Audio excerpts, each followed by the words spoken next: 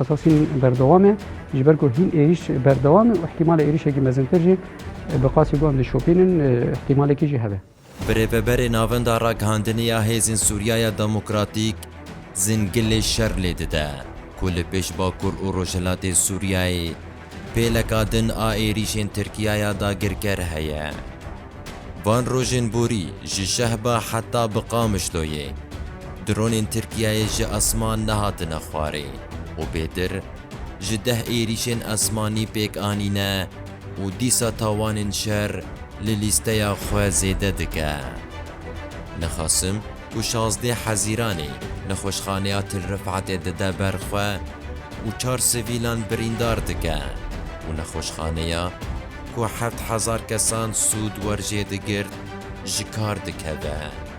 Li gor Ferhat Şamî her roj nêzîkî 5 dronên Tirkiyaya dagirker li esman dilivin û her gavê dibe ku êrîş bikin. Hesede hişyariyê dide.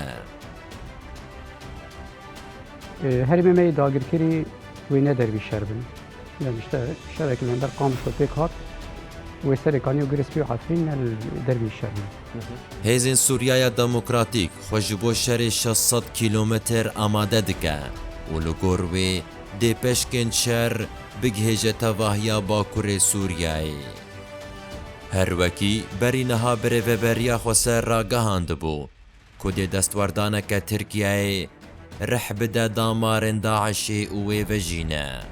Lewra hevdemî êrîşan Amerîka digihêje sînorê deverên dagirkirî. Roja 18 Hezêranê şandeyeke leşkerî li tenişta hêzên ewlekariya hundirîn digihêje Eyn Îsa û Reqayê.